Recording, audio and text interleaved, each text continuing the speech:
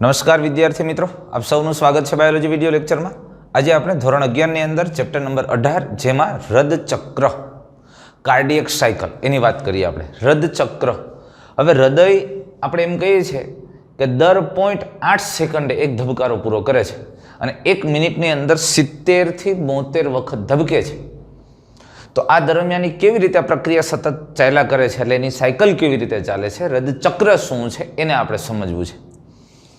અને એ હૃદચક્રની શરૂઆત ક્યાંથી થાય અને હૃદચક્રની પ્રક્રિયા આપણે આગલા વિડીયોની અંદર જોઈ ગયા છે કે હૃદયના સંકોચનની પ્રક્રિયાની શરૂઆત હૃદયના સ્નાયુ પોતે કરે છે। એટલે કે હૃદ સ્નાયુમાં વિશિષ્ટ હૃદ સ્નાયુ આવેલા છે અને આ સ્નાયુ દ્વારા બનતી જે પેશી છે એને આપણે ગાંઠ પેશી કહીએ છીએ અને આ ગાંઠ પેશી છે એ હૃદયના ધબકારાની શરૂઆત કરે અથવા તો એની નિયમિતતા, એની તાલબદ્ધતા, લયબદ્ધતા જાળવે છે। તો આ ગાંઠ પેશીની અંદર જોઈ ગયા છે એસે ગાંઠ, એવી બંડલ અને હિસ સ્નાયુ જૂથ, પરકિંજ, ફાઈબર વગેરે। પણ એ ચક્ર કેવી રીતે ચાલે ને હૃદયનું ચક્ર ચાલે છે ત્યારે ખરેખર રુધિર ક્યાંથી ક્યાં જાય છે એ બાબતને આપણે સમજવી છે। તો આ હૃદચક્રની આપણે વાત કરીએ અને આ હૃદય કેવી રીતે કાર્ય કરે છે એને આપણે સારી રીતે સમજીએ। તો સૌથી પહેલાં શરૂઆતના બધા જ ખંડો શિથિલ અવસ્થામાં છે, એટલે કે કર્ણકો અને ક્ષેપકો બંને શિથિલ અવસ્થામાં છે, એટલે કે ડાયસ્ટોલ અવસ્થામાં છે। એક વસ્તુ આપણે અહીંયા ધ્યાનમાં રાખીએ કે કોઈ પણ સંકોચન અવસ્થા હશે ને, સંકોચન અવસ્થા હશે ને તો આપણે એને સિસ્ટોલ કહીશું, એને સિસ્ટોલ, અને શિથિલીન અવસ્થા હોય ને તો એને ડાયસ્ટોલ કહીશું। એટલે હું એવું કહું કે કર્ણકો સિસ્ટોલ છે એટલે કે કર્ણકોનું સંકોચન થયેલું છે, કર્ણકો ડાયસ્ટોલ છે એટલે કર્ણકો શિથિલ અવસ્થામાં છે। તો પહેલો તબક્કો આપણે જોઈએ તો બંને કર્ણકો અને બંને ક્ષેપકો શિથિલ અવસ્થામાં છે એવું માનીએ। એટલે આપણે થોડું ડ્રો પણ એ રીતે કરીએ। આપણે એક સિમ્પલ સ્ટ્રક્ચર જોઈએ, આ કર્ણકો છે, અહીંયાથી આ જમણું કર્ણક છે ને જમણા કર્ણકની અંદર આપણને ખબર કે શરીરની મહાશિરાઓમાંથી રુધિર આવતું હોય અને આ જમણું ક્ષેપક અને આ ડાબું ક્ષેપક છે, બે શિથિલ અવસ્થામાં છે। આ દરમિયાન કેવી સ્થિતિ હશે એની થોડી વાત કરી નાખીએ। અહીંયા આપણે આ બે જે છિદ્ર મૂક્યા છે એ થોડુંક તમને ક્લિયર કરી દઉં કે ભાઈ અહીંયા જે બે છિદ્ર મૂકેલા છે એ સામાન્ય રીતે મહાશિરાઓ જમણા કર્ણકમાં ખુલે એમાં આવે છે, અહીંથી ફુફુસીય શિરા ડાબા કર્ણકમાં આવે છે, પછી અહીંયા કર્ણકક્ષેપક વાલ્વ આવેલા હોય, આ જમણું ક્ષેપક છે ને જમણા ક્ષેપકમાંથી રુધિર ક્યાં જશે તો કે ફુફુસીય ધમનીમાં જશે અને ડાબા ક્ષેપકમાંથી રુધિર શરીરના વિભિન્ન અંગોમાં જતી મહાધમનીમાં જાય છે। અહીંયા બે જગ્યાએ અર્ધચંદ્રાકાર વાલ્વ આવેલા છે, અહીંયા અર્ધચંદ્રાકાર વાલ્વ આવેલા છે। હવે શરૂઆતની આપણે સ્થિતિ કહીએ તો શરીરના બધા જ અંગો ડાયસ્ટોલમાં છે, એટલે આ બધા અંગો ડાયસ્ટોલ છે ત્યારે અહીંયા જે અર્ધચંદ્રાકાર વાલ્વ છે એ બંધ છે। અહીંયા સામાન્ય રીતે ત્રિદલ વાલ્વ અને દ્વિદલ વાલ્વ છે એની પરિસ્થિતિ શું હશે તો કે એ ખુલ્લા હશે અને અહીંયા આમ વાલ્વ છે એ શિરાઓ સાથે મિક્સ થઈ ગયા હોય છે એટલે સ્પષ્ટ રીતે જોવા નથી મળતા, પણ અત્યારે આપણે એમ રાખીએ છીએ કે વાલ્વ જેવી રચના છે સમજવા માટે।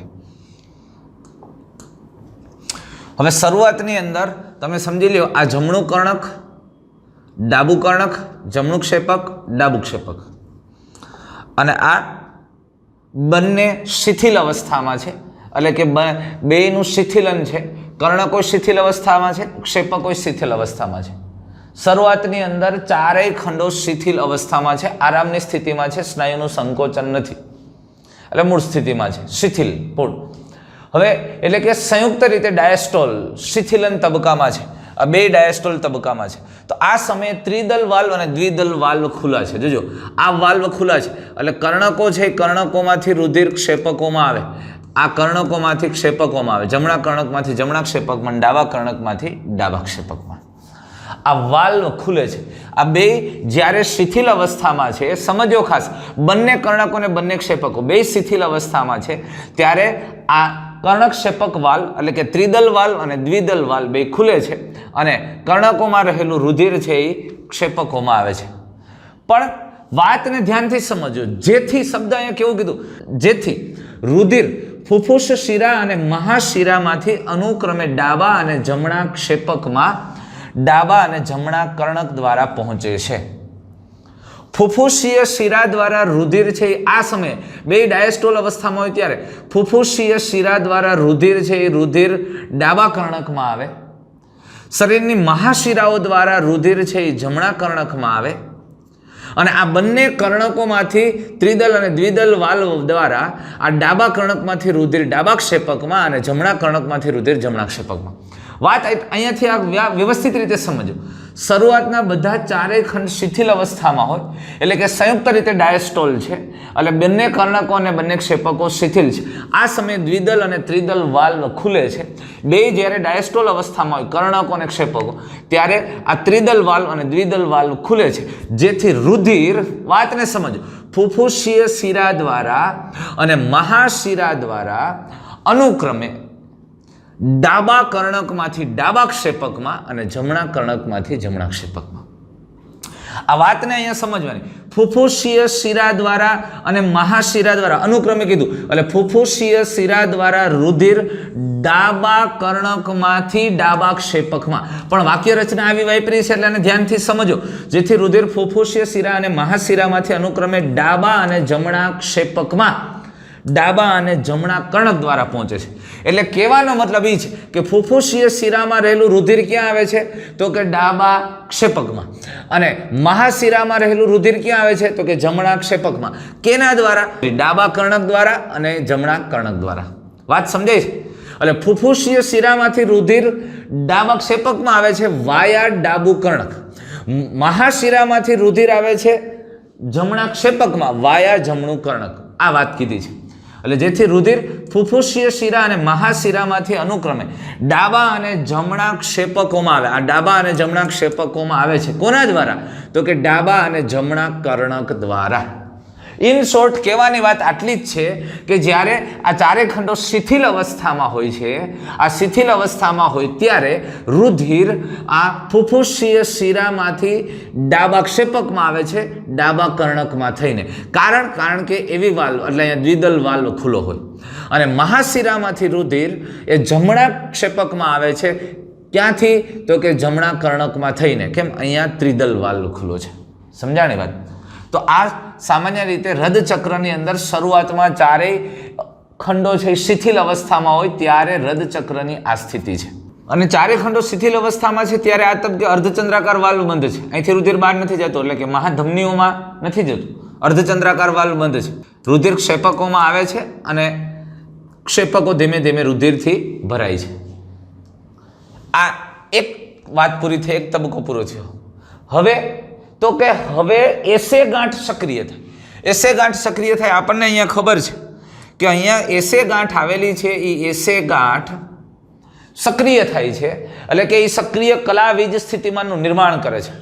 અને એસે ગાંઠ સક્રિય કલાવીજ સ્થિતિમાનનું નિર્માણ કરે ત્યારે કર્ણકો છે એ કર્ણકો ઉત્તેજિત થાય અને કર્ણકના હૃદ સ્નાયુ છે એનું સંકોચન થાય. એટલે કર્ણકો સંકોચાય, કર્ણકો સિસ્ટોલ અનુભવે અને કર્ણકો સંકોચાય એટલે કર્ણકોમાં રહેલું રુધિર ઉપર દબાણ વધે અને એમાં રહેલું રુધિર છે એ રુધિર વધારે ક્ષેપકમાં આવે. તો આ સમયે 30% રુધિર છે એ વધારે ક્ષેપકમાં ઠલવાય છે. એટલે હવે પછી શું થશે જુઓ જી, તો કે હવે પછીના ગાળામાં આની અંદર સ્થિતિ આ થશે. ત્યાંથી સમજો કર્ણકોનું સંકોચન થાય. હવે બંને કર્ણકો ઉત્તેજિત થાય અને કર્ણકોનું એક સાથે સિસ્ટોલ થાય છે. એટલે આપણે જરા કર્ણકોનું સંકોચન છે એ દર્શાવીએ. કર્ણકો છે એનું સંકોચન થાય છે.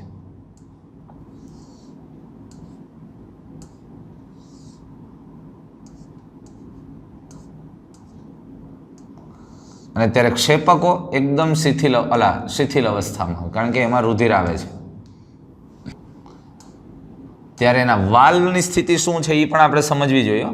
અર્ધચંદ્રાકાર વાલ્વ ત્યારે પણ બંધ હશે. અર્ધચંદ્રાકાર વાલ્વ બંધ. કર્ણક્ષેપક વાલ્વ, દ્વિદલ અને ત્રિદલ વાલ્વ સંપૂર્ણ ખુલ્લા. અને અહીંયા જે વાલ્વ છે એ પણ બંધ હશે અથવા તો રુધિર આવતું ત્યારે બંધ થઈ ગયું હશે. કારણ કર્ણકોનું સંકોચન થયું છે અને કર્ણકોનું સંકોચન થયું છે એ સમયે રુધિર વધુ ઝડપથી 30% વધારે રુધિર આમાં દાખલ થાય, ફોર્સથી દાખલ થાય છે. 30% વધુ ઝડપથી રુધિર આવે છે. કેમ? કર્ણકોનું સંકોચન છે. સમજાય વસ્તુ? આ ક્રિયાથી રુધિરનો પ્રવાસ ક્ષેપકમાં આશરે 30% જેટલો વધે છે, ઝડપથી વધે છે. સમજાય વસ્તુ? એટલે પેલા બે શિથિલન અવસ્થામાં હતા કર્ણકો અને ક્ષેપકો, અને ત્યારે આ સામાન્ય રીતે ફુફુસીય શિરામાંથી રુધિર છે ડાબા ક્ષેપકમાં પહોંચતું હતું ડાબા કર્ણક દ્વારા. એટલે ખરેખર ફુફુસીય શિરામાંથી રુધિર ડાબા કર્ણકમાં, ડાબા કર્ણકમાંથી ડાબા ક્ષેપકમાં કન્ટિન્યુ ધીમું ધીમું આવતું હતું, અને આ ક્ષેપકો છે ધીમે ધીમે ભરાતા હતા. અને હવે કર્ણકોનું સંકોચન થયું, એસે ગાંઠમાં સક્રિય કલાવી સ્થિતિમાનનું નિર્માણ થયું, કર્ણકોનું સંકોચન થયું, અને એ સમયે અર્ધક એટલે કે એવી વાલ્વ એટલે કે ત્રિદલ અને દ્વિદલ વાલ્વ ખુલ્લા હોય અને કર્ણકોનું સંકોચન તથા ઝડપથી રુધિર દબાણપૂર્વક આ રુધિર છે રુધિર ક્ષેપકોમાં આવ્યું, અને હવે ક્ષેપકો છે ક્ષેપકો રુધિરથી ભરાઈ ગયા. સમજમાં આવી વાત તમને? આ અને કર્ણકોનું સંકોચન છે ને એ સંકોચન 0.10 સેકન્ડ સુધી રહે. કેટલું? 0.10 સેકન્ડ. અને આ સમયે કર્ણક્ષેપક વાલ્વ ખુલ્લા હોય, કર્ણકોનું સંકોચન હોય એ દરમિયાન એવી વાલ્વ કર્ણક્ષેપક વાલ્વ ખુલ્લા હોય, અર્ધચંદ્રાકાર વાલ્વ બંધ હોય, અને અહીંયાથી સામાન્ય રીતે શિરામાંથી આવતું રુધિર એટલી વાર માટે બંધ થઈ જાય કારણ કે અહીંયા સંકોચન હોય, નહીં તો રુધિર પાછું હોય જાય. એ નથી થતું. કર્ણક્ષેપક વાલ્વ ખુલ્લા છે ને કર્ણકોનું સંકોચન થયું, અને એટલે રુધિર છે એ રુધિર ક્યાં આવ્યું? સીધું જ ક્ષેપકોમાં. અને ક્ષેપકોમાં રુધિરનો પ્રવાહ કેટલો વધી ગયો? 30% જેટલો વધારો થયો. ત્યાર પછી ક્ષેપકમાં સક્રિય કલાવી સ્થિતિમાનનું નિર્માણ થાય. કેમ? કારણ કે અહીંયા તમને ખબર છે આ ભાગમાં એવી ગાંઠ આવેલી છે.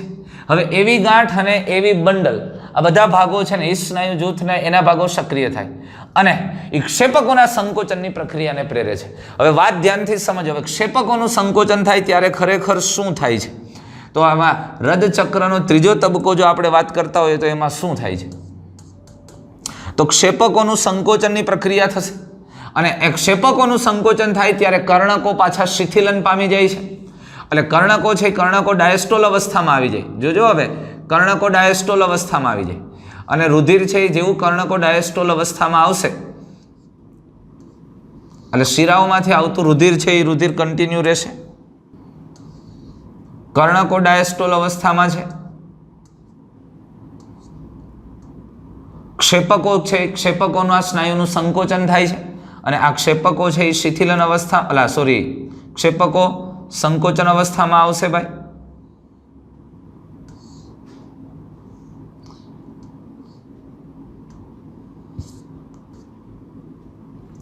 ક્ષેપકોનું સંકોચન થયું, કર્ણકો છે એ ડાયસ્ટોલ થઈ ગયા શિથિલન અવસ્થામાં. આ સમયે ખરેખર શું થાય છે? આ એવી ગાંઠ અને એવી જૂથ એવી બંડલ અને સ્નાયુ જૂથ છે એ ઉત્તેજિત થઈ સક્રિય કલાવી સ્થિતિમાનનું નિર્માણ કરે. ક્ષેપકની દિવાલના સ્નાયુનું સંકોચન કરે, એટલે ક્ષેપકની દિવાલના હૃદ સ્નાયુ છે એ સંકોચન પામે છે, અને હવે ક્ષેપકોનું સંકોચન થવાને કારણે ક્ષેપકની અંદર જે રુધિર ભરેલું હતું તમે સમજી લ્યો. અહીંયા રુધિર છે એ રુધિરનો જથ્થો બે બાજુ સરખો જોયો. આ જે રુધિર ભરેલું હતું એ રુધિર ઉપર દબાણ આવે, જબરજસ્ત રીતે દબાણ આવે છે, અને ક્ષેપકોના રુધિર ઉપર દબાણ વધે છે. કારણ ક્ષેપકોનું સિસ્ટોલ થવાને કારણે, અને એને કારણે અહીંયા જે અર્ધચંદ્રાકાર વાલ્વ છે એ અર્ધચંદ્રાકાર વાલ્વ ખુલે. અને બીજું સાથે સાથે અગત્યની વાત એ છે કે આ જે વાલ્વ હતા કયા વાલ્વ? એવી વાલ્વ, એટલે કે દ્વિદલ અને ત્રિદલ વાલ્વ બંધ થાય એટલે રુધિર પાછું જતું અટકે, અને અર્ધચંદ્રાકાર વાલ્વ છે એ ખુલે છે, અને એટલે અહીંથી રુધિર બહાર નીકળશે, ધમનીઓમાં જશે. અને એ દરમિયાન કર્ણકો છે કર્ણકોનું શિથિલન થાય છે, કર્ણકોનું ડાયસ્ટોલ થાય, એટલે ફરી પાછું શિરાઓમાંથી રુધિર છે એ રુધિર કર્ણકોમાં આવવાનું શરૂ થઈ જાય છે. એટલે રુધિર કર્ણકોમાં આવવાનું શરૂ થઈ જાય છે, અને ત્યાં પાછું રુધિર ધીમું ધીમું ધીમું ભરાવા માંડે છે. સમજાણું તમને? ધ્યાનમાં આવ્યું? એટલે ક્ષેપકના સ્નાયુનું સંકોચન થાય ને ક્ષેપકનું સિસ્ટોલ થાય, અને આ ક્ષેપકનું સંકોચન થવાની સાથે સાથે કર્ણકો છે કર્ણકો ડાયસ્ટોલ પામે છે. એટલે ક્ષેપકનું સંકોચન થયું, કર્ણકોનું ડાયસ્ટોલ થયું. સમજાણું તમને આખી વસ્તુ? એટલે હવે કર્ણકોનું ડાયસ્ટોલ થયું એટલે સામાન્ય રીતે શિરાઓ દ્વારા રુધિર છે એ રુધિર ક્યાં આવશે? તો કે એ રુધિર કર્ણકોમાં આવશે, અને ક્ષેપકમાં રહેલું રુધિર છે એ રુધિર અર્ધચંદ્રાકાર વાલ્વ ખુલવાને કારણે જો ક્ષેપકનું સિસ્ટોલ થવાથી ક્ષેપક દાબ વધે છે, ક્ષેપક ઉપરનું દબાણ વધે, અને તેથી ત્રિદલ વાલ્વ અને દ્વિદલ વાલ્વ બંધ થઈ ગયા, કર્ણકશેપક વાલ્વ બંધ થઈ ગયા, જેથી રુધિર પાછું જતું અટકે છે, ઉલટો પ્રવાહ બંધ થઈ જાય અને ક્ષેપકોમાં દબાણ વધવાને કારણે મહાધમની અને ફુફુસીય ધમનીના જે અર્ધચંદ્રાકાર વાલ્વ છે એનું રક્ષણ કરતા અર્ધચંદ્રાકાર વાલ્વ દબાણપૂર્વક ખુલે છે અને રુધિર ક્ષેપકોમાંથી આ ધમનીઓમાં આ વાહિનીઓ દ્વારા પરિવહન માર્ગમાં દાખલ થાય છે અને આ દરમિયાન સામાન્ય રીતે કર્ણકોમાં રુધિર આવતું હોય છે ફુફુસીય શિરા દ્વારા અને મહાશિરાઓ દ્વારા. પણ આ ક્ષેપકોનું સંકોચન ક્યાં સુધી રહે છે? જો અહીંયા આપણે કહેવું હોય તો એવું કહી શકીએ કે ભાઈ આ ક્ષેપકોનું સંકોચન દર્શાવે છે. એકદમ સ્કેમેટિક ડાયાગ્રામમાં તમને સમજાવવાનો પ્રયત્ન કર્યો છે અને આ કુલ 0.30 સેકન્ડ સુધી સંકોચન રહે. આ ભાગ શેનું સંકોચન દર્શાવે છે? કર્ણકોનું સંકોચન દર્શાવે છે અને કર્ણકોનું સંકોચન હોય ત્યારે ક્ષેપકો શિથિલ અવસ્થામાં હોય. એ કેટલો સમય રહે છે? 0.10 સેકન્ડ. એટલે હવે એક વાત તમને ક્લિયર થઈ ગઈ કે અહીંયા સમજો વાતને. સૌ પહેલા ડાયસ્ટોલ અવસ્થામાં હોય, બધાય ડાયસ્ટોલ અવસ્થામાં, પછી કર્ણકોનું સંકોચન થાય ત્યારે રુધિર છે એ કર્ણકોમાંથી ક્ષેપકોમાં આવે. ત્યારે જોજો કર્ણકોનું સંકોચન હોય ત્યારે ક્ષેપકો ડાયસ્ટોલ અવસ્થામાં હોય. 4 ખંડો ડાયસ્ટોલ હોય ત્યારે તો ક્ષેપકો ડાયસ્ટોલ હોય જ. હવે કર્ણકોનું સંકોચન થયું, ક્ષેપક ડાયસ્ટોલ, ત્યારે અર્ધચંદ્રાકાર વાલ્વ છે એ અર્ધચંદ્રાકાર વાલ્વ બંધ હોય અને એવી વાલ્વ એટલે કર્ણકક્ષેપક વાલ્વ ખુલ્લા હોય. હવે પછીના સમયમાં આ 0.10 સેકન્ડ પૂરી થયા પછી એના પછી 0.30 સેકન્ડ સુધી ક્ષેપકોનું સંકોચન થાય છે. એ દરમિયાન ક્ષેપકોના સંકોચન દરમિયાન રુધિર ઉપર દબાણ આવે ક્ષેપકની અંદર રહેલા રુધિરમાં, એવી વાલ્વ બંધ થાય, દ્વિદલ ત્રિદલ વાલ્વ બંધ થાય, અર્ધચંદ્રાકાર વાલ્વ ખુલે છે અને રુધિર છે એ રુધિર ક્યાં જાય છે ભાઈ? તો કે રુધિર જાય છે ધમનીઓમાં, એટલે કે મહાધમની અને ફુફુસીય ધમની કાંડમાં. સમજાણું તમને? આ પ્રક્રિયા આમ થાય. હવે તો કે ફરી પાછું આ ક્ષેપકો છે એ શિથિલન પામશે અને ક્ષેપકો શિથિલન હોય ત્યારે આ કર્ણકો પણ શિથિલન અવસ્થામાં શરૂઆતમાં હોય છે. એટલે આના પછી સ્ટેપ સીધું આ આવી જાય. તો આમ કન્ટિન્યુ રદ ચક્રની પ્રક્રિયા ચાલુ રહે. હવે જો ક્ષેપકો શિથિલન થાય છે એટલે ક્ષેપકોનું પાછું શિથિલન થાય અને ક્ષેપક દાબ ઘટે એટલે અહીંયા એનો ફરી પાછું દબાણ ઘટે છે અને જેથી અર્ધચંદ્રાકાર વાલ્વ બંધ થાય. હવે અહીંયાથી અર્ધચંદ્રાકાર ક્ષેપકોનું પાછું શિથિલન થાય. એટલે જો એની પહેલાની આપણે એક સ્ટેપ કરવું હોય તો હજી અહીંયા આપણે આવું કરી શકીએ. સામાન્ય રીતે આમ સીધું આ દોરી શકીએ પણ આનું આ સ્ટેપ જ થાય. આવું થશે. કર્ણકો તો ત્યારે શિથિલ અવસ્થામાં છે જ, પણ આ સમયે ક્ષેપકોનું શિથિલન થાય છે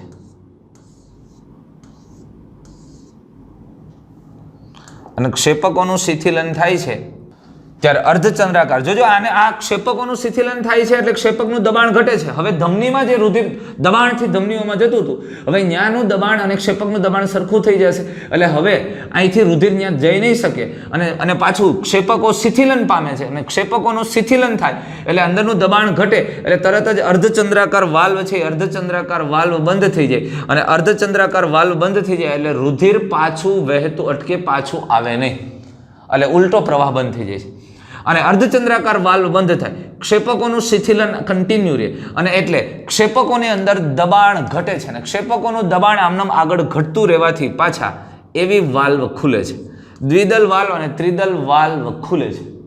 અને આ દરમિયાન તમે એક વસ્તુ સમજી લ્યો કે ત્યારે કર્ણકોની અંદર રુધિર આવતું હોય એટલે કર્ણકોમાં રુધિર છે એનું દબાણ થોડું ઊંચું હોય. સમજાય વસ્તુ?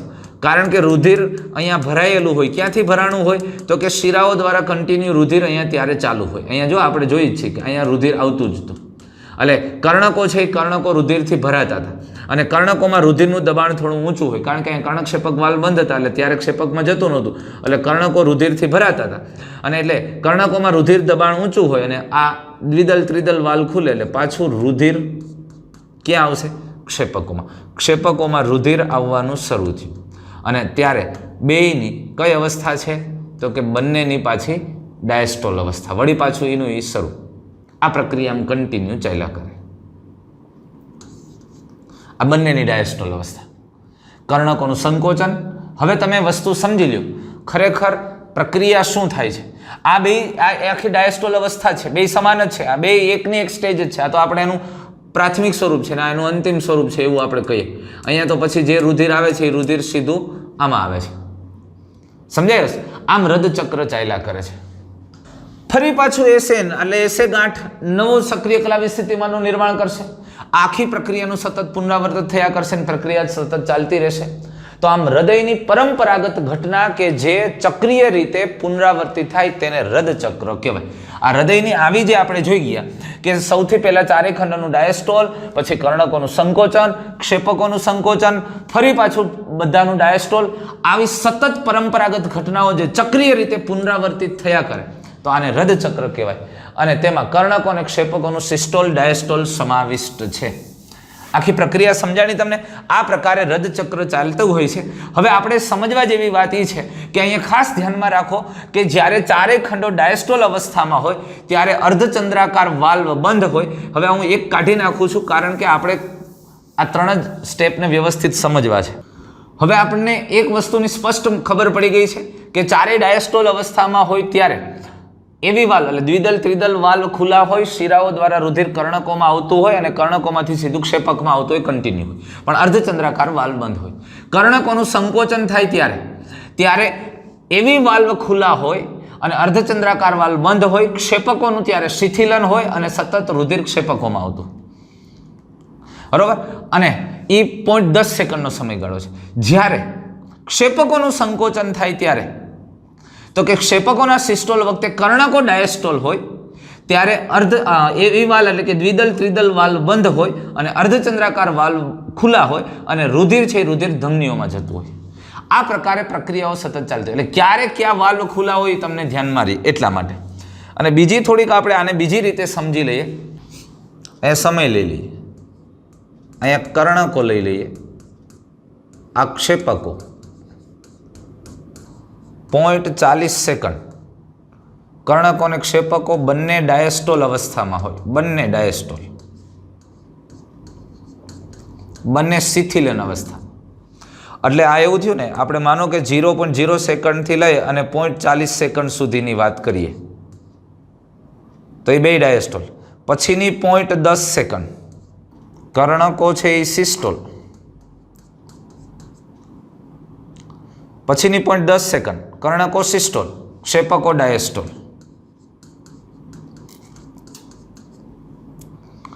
એટલે આને તમે એવું કહી શકશો ને કે 0.41 સેકન્ડથી લઈ અને 0.50 સેકન્ડ સુધીના સમયગાળા દરમિયાન કર્ણકો સિસ્ટોલ પામે ત્યારે ક્ષેપકો જે ડાયસ્ટોલ જ છે. એના પછીની 0.30 સેકન્ડ એટલે કે 0.51થી લઈ અને 0.80 સેકન્ડ સુધીનો સમય એટલે 0.30 સેકન્ડ ત્યારે કર્ણકો ડાયસ્ટોલ છે, ત્યારે ક્ષેપકો સિસ્ટોલ હોય છે.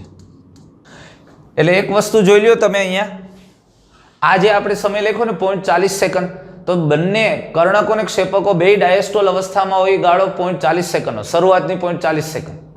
એટલે હૃદચક્રની શરૂઆત આપણે ગણીએ, માનો કે 0.0 સેકન્ડથી 0.40 સેકન્ડ સુધી બંને ડાયસ્ટોલ, અને આ દરમિયાન કર્ણક્ષેપક વાલ્વ ખુલ્લા જ હોય અને ત્યારે રુધિર શિરાઓમાંથી સીધું ક્ષેપકમાં વાયા કર્ણક. એના પછીની એટલે 0.41 સેકન્ડથી લઈને 0.50 સેકન્ડ સુધી કર્ણકોનું સંકોચન થાય એટલે કર્ણકો સિસ્ટોલ હોય ત્યારે ક્ષેપકો તો ડાયસ્ટોલ જ હોય. સમજાણું તમને? અને એના પછી એટલે અહીંયા 0.50 સેકન્ડે કર્ણકોનું સંકોચન પૂરું થઈ જાય અને 0.51 સેકન્ડ આવે એટલે તરત કર્ણકોનું શિથિલન થાય અને ક્ષેપકોનું ડાયસ્ટોલ. એટલે 0.51 થી 0.80 સેકન્ડનો ભાગ એની અંદર કર્ણકો છે એ ડાયસ્ટોલ હોય અને ક્ષેપકો સિસ્ટોલ પામે છે. એટલે ક્ષેપકો 0.30 સેકન્ડ સુધી સિસ્ટોલ અવસ્થામાં હોય, સંકોચિત અવસ્થામાં હોય છે. તમે એક વસ્તુ વિચારો અહીંયા, તો સામાન્ય રીતે આ વાતને આપણે ધ્યાનથી જોઈએ એટલે આખું ચક્ર ક્યાં પૂરું થયું? 0.80 સેકન્ડે પૂરું થઈ ગયું. 0.81 સેકન્ડ આવી એટલે ફરી પાછું નવું હૃદચક્ર કહેવાય એટલે 0 સેકન્ડ શરૂ. 0.8 સેકન્ડમાં આ પ્રક્રિયા પૂરી થાય. શરૂઆતની 0.40 સેકન્ડ બંને ડાયસ્ટોલ અવસ્થામાં કર્ણકો અને ક્ષેપકો, એના પછીની 0.10 સેકન્ડ એટલે 41 થી 50મી સેકન્ડ, 0.41 થી 0.50મી સેકન્ડ છે એમાં કર્ણકોનું સંકોચન, અને એના પછીની 0.30 સેકન્ડ ત્યારે ક્ષેપકોનું સંકોચન. એક વસ્તુ તમે સમજી શકો એવી વાત છે કે કુલ કર્ણકો કેટલા સમય ડાયસ્ટોલ રહે. જો 0.40 સેકન્ડ અહીંયા ડાયસ્ટોલ રહે અને 0.30 સેકન્ડ અહીંયા ડાયસ્ટોલ રહે, એટલે કર્ણકોનો એક રદ ચક્રમાં કર્ણકો કેટલા સમય સુધી ડાયસ્ટોલ રહે, તો 0.40 અને 0.30 70 સેકન્ડ કર્ણકો ડાયસ્ટોલ અવસ્થામાં હોય. અને એક રદ ચક્ર દરમિયાન ક્ષેપકો કેટલો સમય ડાયસ્ટોલ રહે, તો 0.40 સેકન્ડ અહીંયા અને 0.10 એટલે કુલ 0.50 સેકન્ડ ડાયસ્ટોલ અવસ્થા. અને બંને એક સાથે ડાયસ્ટોલ અવસ્થા કેટલી, તો કે 0.40. પણ એકલા કર્ણકોનો કુલ ડાયસ્ટોલ સમયગાળો કેટલો, 40 અહીંયા અને 30 અહીંયા, એટલે કુલ 70 સેકન્ડ 0.70 સેકન્ડ કર્ણકો ડાયસ્ટોલ અવસ્થામાં રહે. અને કર્ણકો જ્યારે ડાયસ્ટોલ અવસ્થામાં હોય ત્યારે કર્ણકોમાં સતત રુધિર વહેતું હોય, આવતું હોય. એટલે કર્ણકોમાં શિરાઓ દ્વારા કેટલો સમય રુધિર સતત કર્ણકોમાં આવે, તો કે 0.70 સેકન્ડ સુધી. અહીંયા ડાયસ્ટોલ હોય ને અહીંયા ડાયસ્ટોલ, ત્યારે કર્ણકોમાં રુધિર આવતું જ હોય. જુઓ, આ 0.30 સેકન્ડ કર્ણકો ડાયસ્ટોલ અવસ્થામાં ત્યારે રુધિર આવે છે. અહીંયા 0.40 સેકન્ડ કર્ણકો ડાયસ્ટોલ છે ત્યારે રુધિર આવે છે.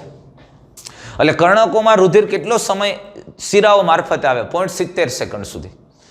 ક્ષેપકોમાં રુધિર કેટલો સમય આવે, તો ક્ષેપકોની અંદર ક્ષેપકોનો ડાયસ્ટોલ અવસ્થા હોય ત્યાં સુધી સતત રુધિર આવતું હોય, તો કે 0.40 અહીંયા અને 0.10 એટલે 0.50 સેકન્ડ સુધી ક્ષેપકોમાં રુધિર આવતું હોય છે. એટલે આપણને બીજો પ્રશ્ન એવો પૂછવામાં આવે કે એવી વાલ્વ એટલે કે કર્ણક્ષેપક વાલ્વ અથવા તો દ્વિદલ અને ત્રિદલ વાલ્વ કુલ કેટલો સમય ખુલ્લા રહે, જ્યારે ક્ષેપકો શિથિલીન અવસ્થામાં હોય, ક્ષેપકો ડાયસ્ટોલ અવસ્થામાં હોય ત્યારે વાલ્વ ખુલ્લા હોય. એટલે આખા રદ ચક્રમાં જો 0.40 સેકન્ડ અહીંયા ખુલ્લા હોય, 0.10 એટલે 0.50 સેકન્ડ છે કર્ણક્ષેપક વાલ્વ અથવા એવી વાલ્વ ખુલ્લા રહે. અને અર્ધચંદ્રાકાર વાલ્વ કેટલો સમય ખુલ્લા રહે, અર્ધચંદ્રાકાર વાલ્વ માત્ર ક્ષેપકોનું સંકોચન થાય ને એટલો સમય ખુલ્લા હોય. તો ક્ષેપકોનું સંકોચન કેટલો સમય રહે, 0.30 સેકન્ડ. 0.30 સેકન્ડ સુધી અર્ધચંદ્રાકાર વાલ્વ ખુલ્લા હોય. જ્યારે ક્ષેપકોનું સંકોચન થાય ને ત્યારે અર્ધચંદ્રાકાર વાલ્વ ખુલ્લા રહે અને રુધિર ધમનીઓમાં જાય, અને બાકીનો સમય અર્ધચંદ્રાકાર વાલ્વ બંધ હોય. પણ કર્ણક્ષેપક વાલ્વ અથવા તો દ્વિદલ ત્રિદલ વાલ્વ કેટલો સમય બંધ રહે, તો કે અહીંયા તમે સમજી લો, જ્યારે ક્ષેપકોનું સંકોચન હોય એટલો સમય બંધ રહે.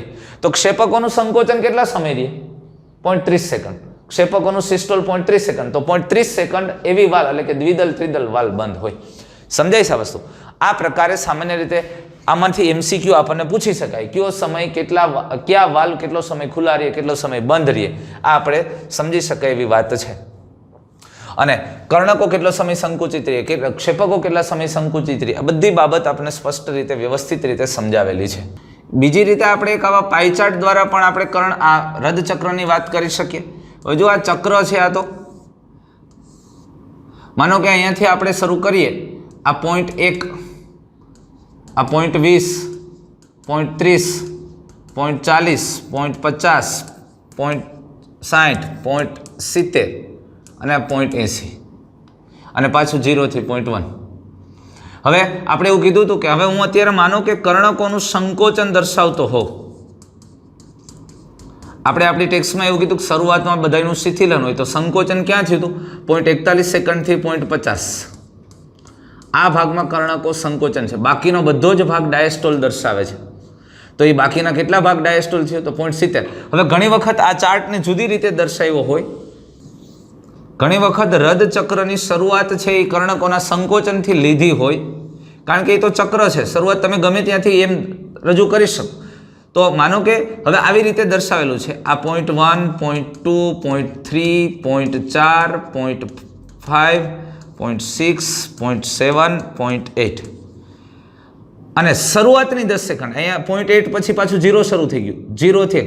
તો શરૂઆતની 0.10 સેકન્ડ કર્ણકોનું સંકોચન, તો ત્યાંથી 7 સુધીનો ભાગ છે એ કર્ણકોનું 1, 2, 3, 4, 5, 6 અને 7. સમજાય વસ્તુ? તો 0.10, 0.20, 0.30, 0.40, 0.50, 0.60 ને 0.70 આ બધો ભાગ કયો થયો, શિથિલન થયો. અને ક્ષેપકોની વાત કરીએ તો ક્ષેપકોમાં તમે આવી રીતે દર્શાવો. અહીંથી માનો કે 0.1 આ 20, આ 0.30, આ 0.40, 0.50, 0.60, 0.70 અને 0.80. અહીંયા 0.70. તો આપણે એવું કીધું હતું કે ભાઈ ક્ષેપકો છે એ ક્ષેપકોનું સંકોચન 0.30 સેકન્ડ થાય અને 41 થી 50 એ 41 થી 50 એ કર્ણકોનું સંકોચન. પછીની 30 સેકન્ડ એ ક્ષેપકોનું સંકોચન, એટલે આ થાય ને પછીની 0.30 સેકન્ડ, એટલે આ ભાગ છે ક્ષેપકોનું સંકોચન. હવે આ ક્ષેપકોનું સંકોચન દર્શાવે છે. તો બાકીનો ભાગ ક્ષેપકોનું શિથિલન દર્શાવે.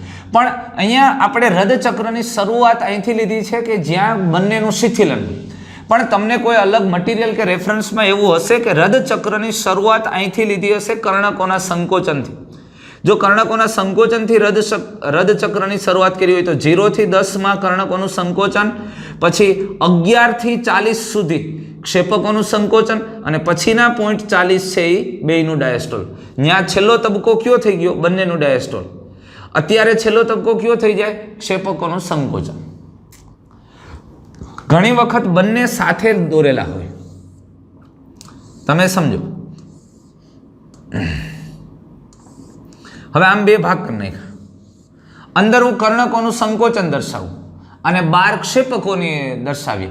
તો આપણે અહીંયાથી આપણે શરૂ કરીએ છીએ. માનો કે આ ભાગ છે, એ ભાગને આપણે અહીંયાથી 0.1 જ રાખીએ, આ 0.2, આ 0.3, આ 0.4, અહીંયા 0.5, આ 0.6, 0.7, આ 0.8, અને અહીંથી પાછું 0 સ્ટાર્ટ, અને આ ભાગ છે અહીંયા 0.1.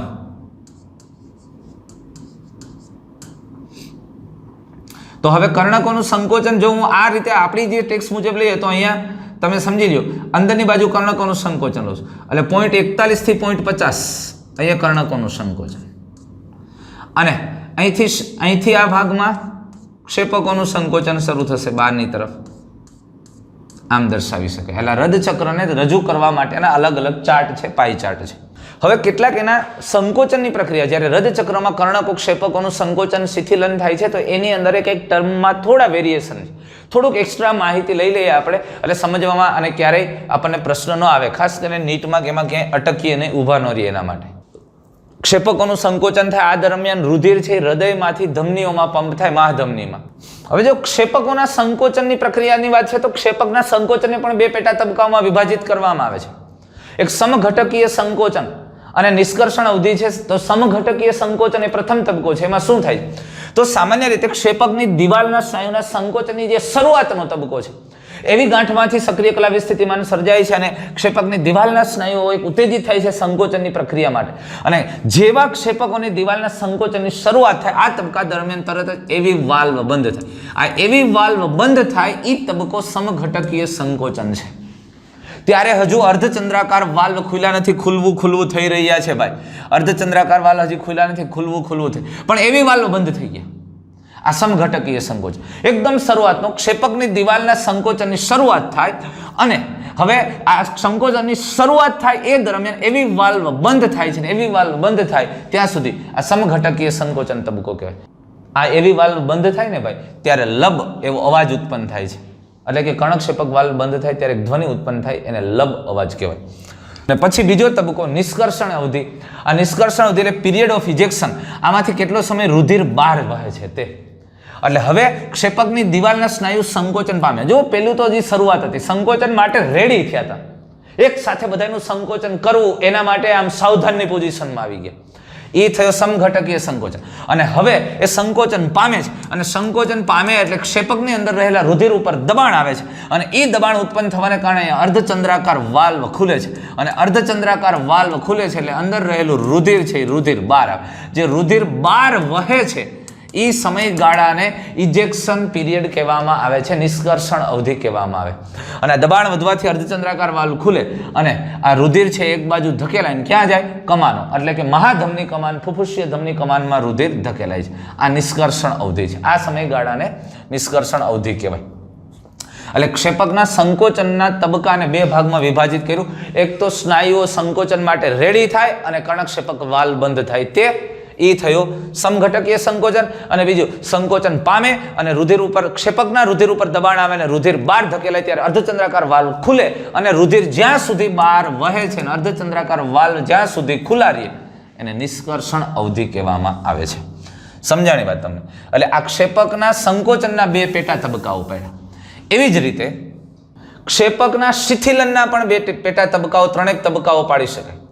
હવે ક્ષેપક જ્યારે શિથિલન પામે છે, અહીંયા સંકોચન થયું હતું, હવે એ શિથિલન પામે છે, જોજો વાતને સમજો. એટલે ત્યારે ક્ષેપકો ડાયસ્ટોલ અવસ્થામાં શિથિલન થવાથી આપણે એને ડાયસ્ટોલ અવસ્થા કહીએ છીએ.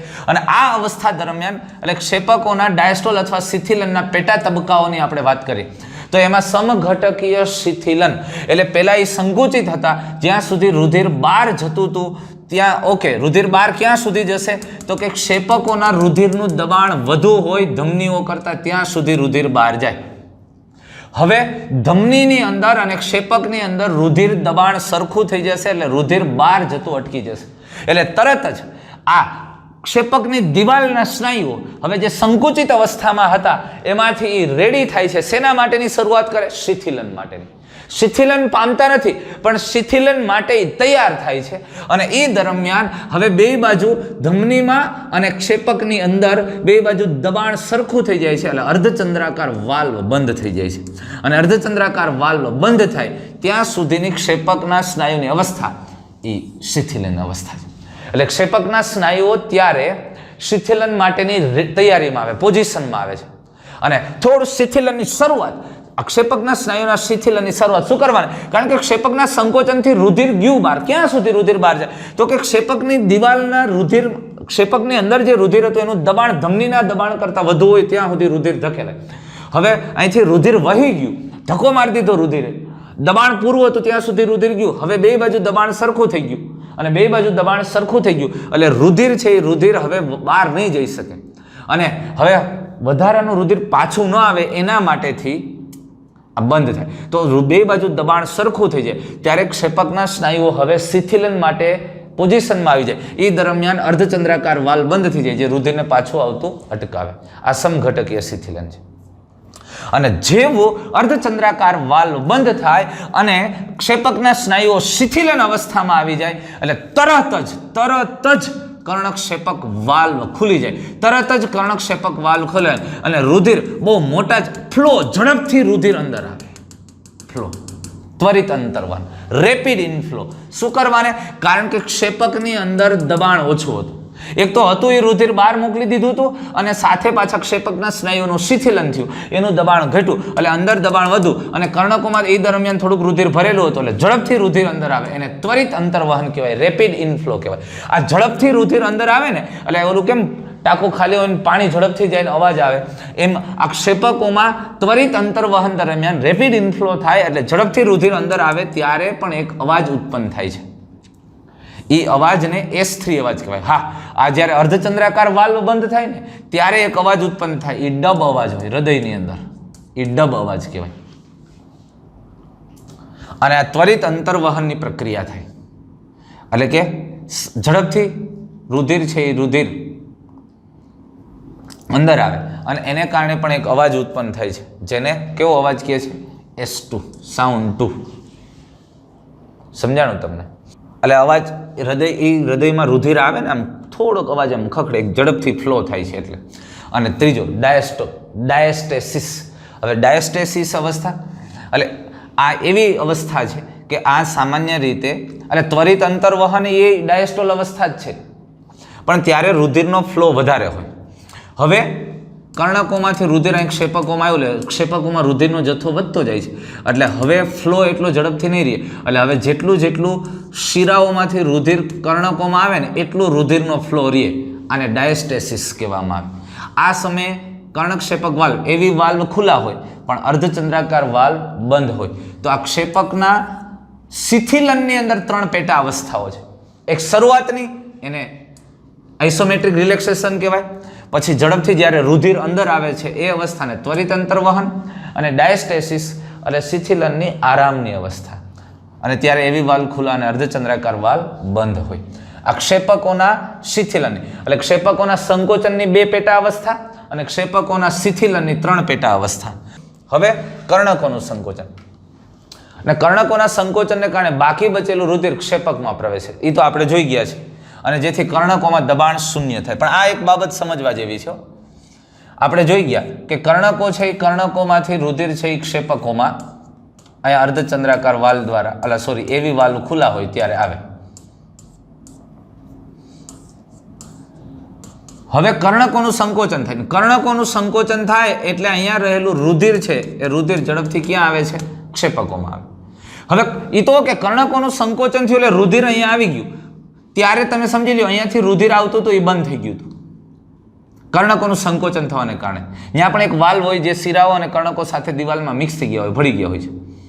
પણ હવે સામાન્ય રીતે કર્ણકોનું પાછું શિથિલન થાય.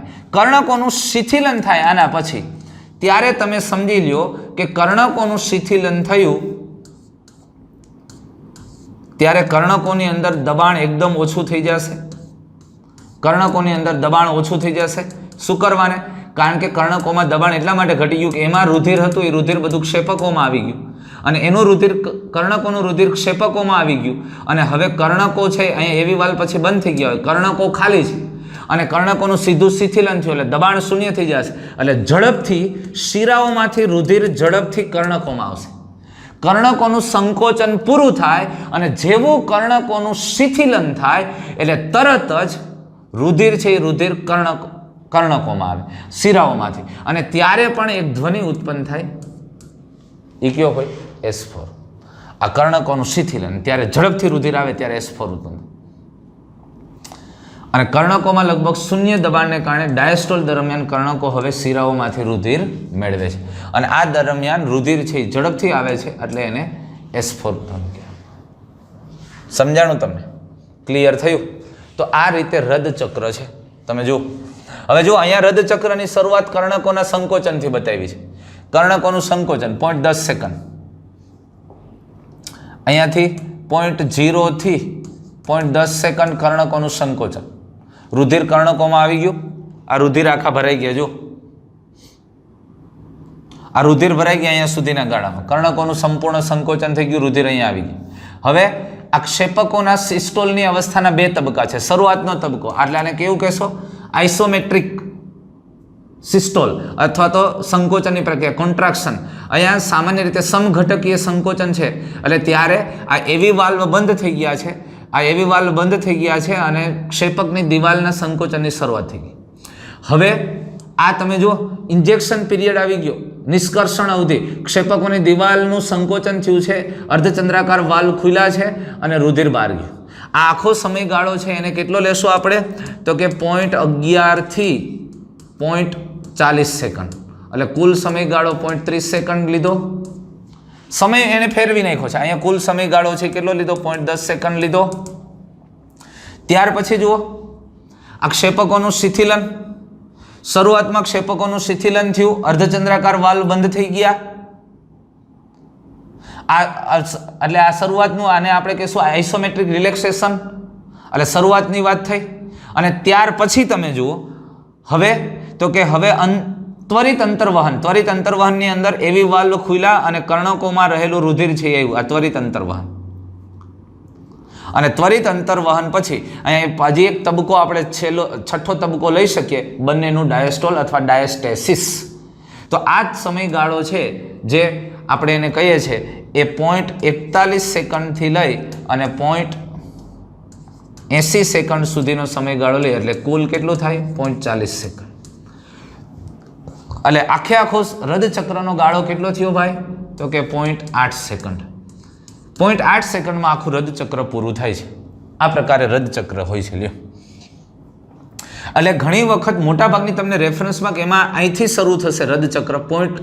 0 થી 0.10 સૌથી પહેલાં કર્ણકોનું સંકોચન, પછી ક્ષેપકોનું અને પછી બંનેનું ડાયસ્ટોલ.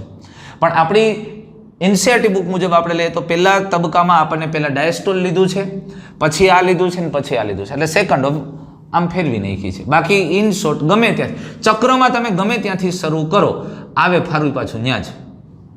તો અહીંયા એક બીજી મજાની વાત કરી કે અગાઉ જણાવ્યા પ્રમાણે હૃદય પ્રતિ મિનિટ 72 વખત ધબકે છે. એ તો સ્પષ્ટ વાત થઈ ગઈ કે 0.8 સેકન્ડમાં એક રદચક્ર શરૂ થાય છે તો 1 મિનિટમાં એ લગભગ 70 થી 72 વખત ધબકે. એટલે કે 1 મિનિટમાં ઘણા બધા રદચક્રો થાય છે. એ તો વાત થઈ ગઈ. તો આમાંથી નક્કી કરી શકાય કે એક રદચક્રનો સમયગાળો 0.8 સેકન્ડનો છે. એ પણ આપણે જોઈ ગયા છીએ. તો રદચક્ર દરમિયાન દરેક ક્ષેપક આશરે 70 મિલી રુધિર બહાર ધકેલે. એક વખત રદચક્ર થાય ને એક વખત ક્ષેપકોનું સંકોચન થાય તો ક્ષેપકોના સંકોચન દરમિયાન કેટલું રુધિર બહાર જાય છે? 70 ml રુધિર બહાર જાય છે. તો એક ક્ષેપકમાંથી 70 ml, માનો કે ડાબા ક્ષેપકમાંથી 70 ml છે, જમણા ક્ષેપકમાંથી 70 ml છે.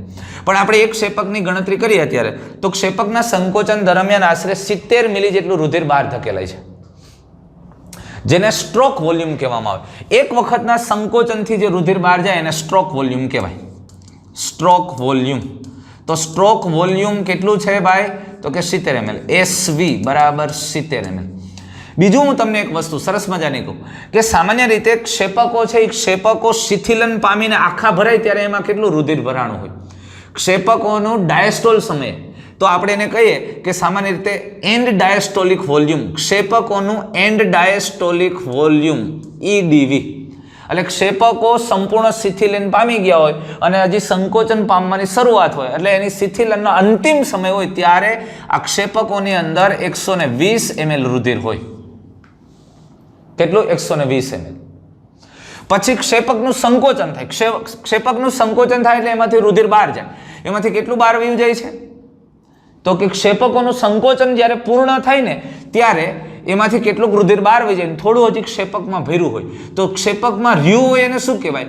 And systolic volume. એન્ડ સિસ્ટો ક્ષેપકના સંકોચનને અંતે ક્ષેપકમાં રહેલું રુધિર 50 ml. તો કેટલું બહાર ગયું ભાઈ? તો કે સ્ટ્રોક વોલ્યુમ જેટલું. સ્ટ્રોક વોલ્યુમ તમે કેને કહેશો? તો કે કેટલું બહાર ગયું? તો કે ભાઈ આપણે આવું કહી શકશું, સ્ટ્રોક વોલ્યુમ બરાબર એન્ડ ડાયસ્ટોલિક વોલ્યુમ. આખું ક્ષેપક ભરાણું ત્યારે કેટલું હતું? 120 ml. માઇનસ એ સંકોચન થયા પછી એમાં કેટલું વધ્યું? તો કે એન્ડ સિસ્ટોલિક વોલ્યુમ, એટલે કે 120 માઇનસ 50 કેટલું આવ્યું? 70 ml. તો સ્ટ્રોક વોલ્યુમ કેટલું આવ્યું? 70 ml. તો ખરેખર એક ક્ષેપકમાં રુધિર સમાતું હતું કેટલું? 120 ml. એમાંથી એક વખતના સંકોચન દરમિયાન કેટલું બહાર ગયું?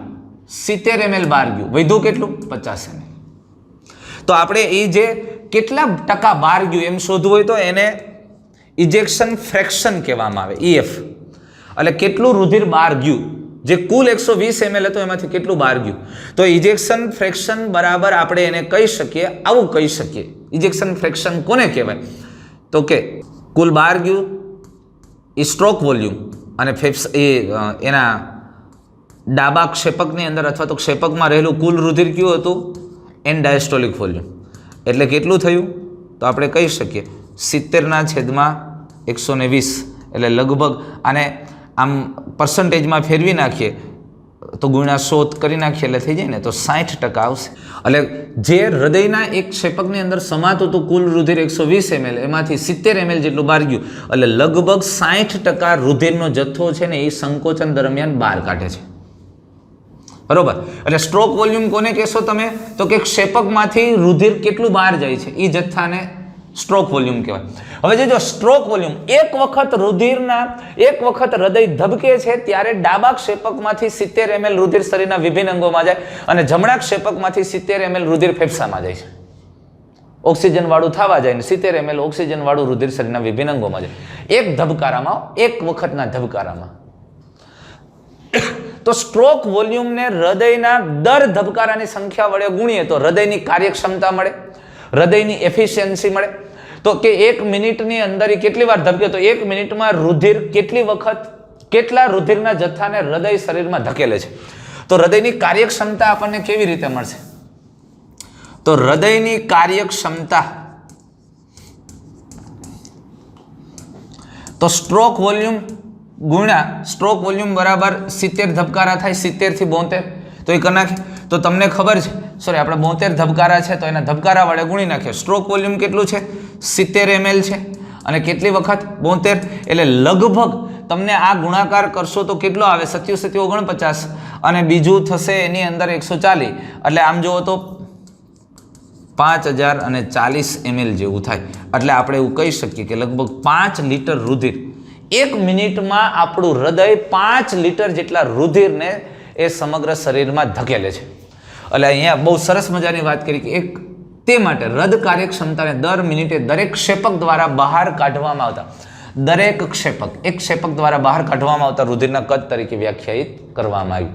તો સ્વસ્થ વ્યક્તિમાં લગભગ 5000 ml એટલે કે 5 લીટર રુધિરનો જથ્થો છે એ હૃદય પમ્પિંગ કરે છે, શરીરના વિભિન્ન ભાગોમાં ધકેલે છે. તો એક વસ્તુ સમજીએ આપણે, સ્ટ્રોક વોલ્યુમ તથા હૃદ દરને બદલવાની ક્ષમતા ધરાવીએ છીએ. ખૂબ અગત્યની વાત છે. વ્યક્તિની અંદર આ કેપેસિટી છે. કઈ કેપેસિટી છે? તો કે વ્યક્તિ છે, વ્યક્તિ પોતાના હૃદયની કાર્યક્ષમતા અથવા સ્ટ્રોક વોલ્યુમ છે એમાં ફેરફાર કરી શકે છે. સ્ટ્રોક વોલ્યુમ છે એક વખત સામાન્ય રીતે વ્યક્તિ, એક નોર્મલ વ્યક્તિ છે એ 70 ml રુધિરને બહાર ધકેલી શકે, પણ વધારે પડતી કસરત અને કેટલીક કાર્યક્ષમતાઓ વિકસાવીને હૃદયની સ્ટ્રોક વોલ્યુમ અને હૃદયની કાર્યક્ષમતા બદલવાની ક્ષમતા વ્યક્તિ ધરાવી શકે છે. અને કેવી રીતે ધરાવી શકે છે? એક્સરસાઇઝ દ્વારા. સામાન્ય રીતે જે આપણે નોર્મલ રીતે એકદમ મીડિયમ એક્સરસાઇઝ કરતા હોય તો આપણું સ્ટ્રોક વોલ્યુમ છે 70 ml ની આસપાસ હોય અને હૃદયની કાર્યક્ષમતા 5000 ml.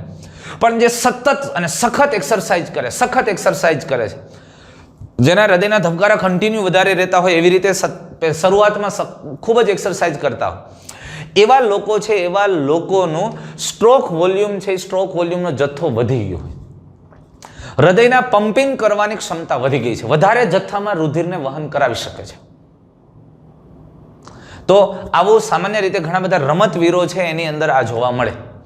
તો આવા વ્યક્તિઓ છે ને, આવા વ્યક્તિ જ્યારે આરામની અવસ્થામાં હોય ને ત્યારે તો રુધિરનો જથ્થો એટલો જ જોતો હોય. જ્યારે ખૂબ જ એક્સરસાઇઝ કરતા હોય ત્યારે એને રુધિરનો વધુ જથ્થો પહોંચાડવા માટે હૃદયની ક્ષમતામાં વધારો. તો જોજો કેવું થાય. આપણે સામાન્ય રીતે સામાન્ય શ્વાસોશ્વાસની ક્રિયા કરતા હોય ને ત્યારે આપણા હૃદયના ધબકારા 70 થી 72 હોય.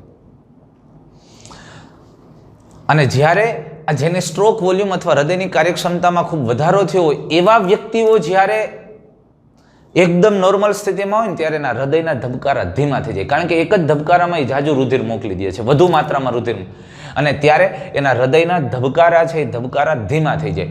એ 70 થી 72 ની જગ્યાએ 50-60 ની આસપાસ પહોંચે. આને બ્રેડીકાર્ડિયા કહેવામાં આવે.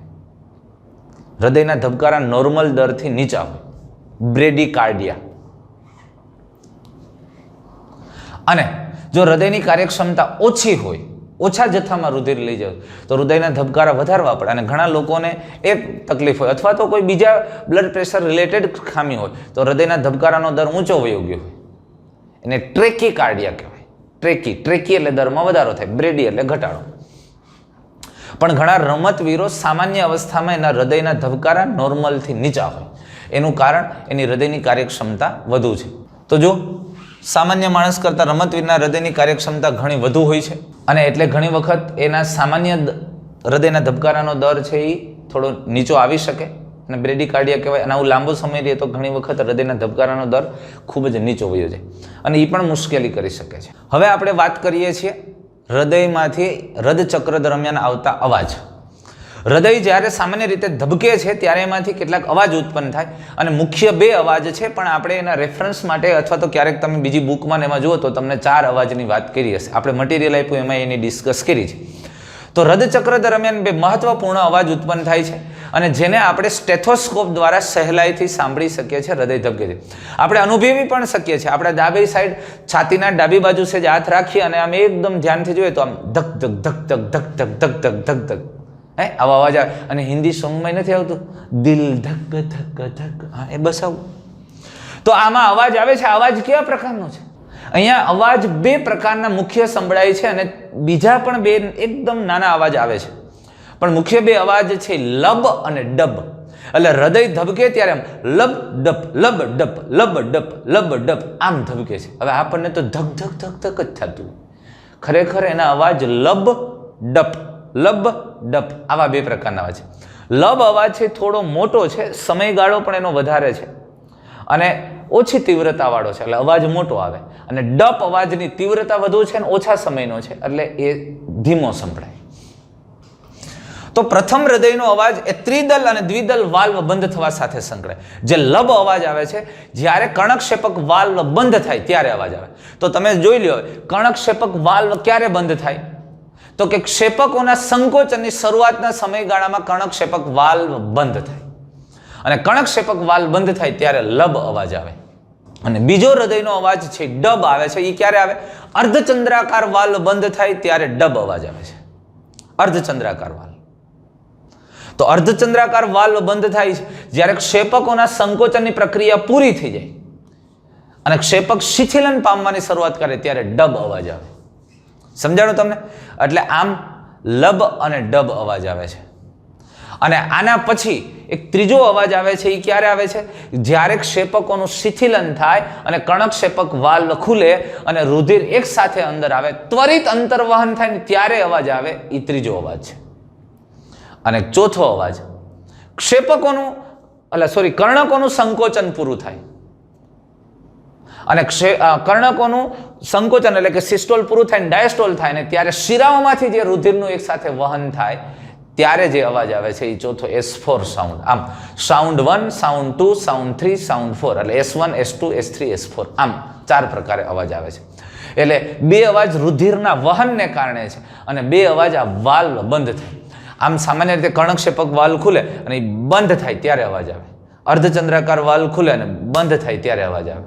આમ કમાળ ખોલીને બંધ કરીને કેમ અવાજ આવે દરવાજો, એવી રીતે લબ અને ડબ આમ 2 પ્રકારના અવાજ હૃદયમાંથી સામાન્ય રીતે આવતા હોય છે. તો આ સામાન્ય રીતે આ અવાજ છે એ અવાજ ડાક્ટરી નિદાનના ચિહ્નો છે. સામાન્ય રીતે ડૉક્ટરને તપાસવા માટેના અગત્યના ચિહ્નો એટલા માટે કે જો રેગ્યુલર અવાજ આવતો હોય લબ ડબ તો હૃદય છે એ વ્યવસ્થિત રીતે કામ કરે છે એ ખબર પડે. પણ જો હૃદયની અંદર વાલ્વ ખરાબ થઈ જાય તો વાલ્વ ખરાબ થાય ત્યારે અવાજ છે એ થોડોક જુદો પડી જાય છે અને મરમર અવાજ આવે છે. આ મરમરિંગ થતું હોય, મરમર અવાજ આવે તો સમજવાનું કે હૃદયના વાલ્વ ખરાબ થઈ ગયા છે. એટલે એમ કહેતા હોય મૈર મૈર, એમ નહીં હો, અવાજમાં ફેરફાર થઈ જાય. આ જે સ્પષ્ટ જુદા ન પાડી શકે એવા અવાજ આવે એને મરમર અવાજ કહે. અને એનાથી ખ્યાલ આવે કે વાલ્વમાં તકલીફ થઈ છે, યોગ્ય રીતે ખોલબંધ થઈ શકતા નથી. અને એટલે આ અવાજો દાક્તરી નિદાનના ચિહ્નો કીધા છે આપણને. તો દોસ્તો અહીંયા હૃદચક્રની આપણે વાત કરી, હૃદયના અવાજોની વાત કરી, સ્ટ્રોક વોલ્યુમની વાત કરી અને ખૂબ ઊંડાણપૂર્વક ટોપિકને સમજ્યા છે. અને વ્યવસ્થિત રીતે આને સમજવું, એકદમ કન્સેપ્ટ ક્લિયર કરવા, ફરી એક વખત NCERTની બુક સાથે શબ્દસહ વાંચી જવું અને એટલે વાત ક્લિયર કમ્પ્લીટ થઈ જશે. તો ફરી પાછા દોસ્તો આવા જ રસપ્રદ ટોપિક સાથે આપણે મળીએ છીએ.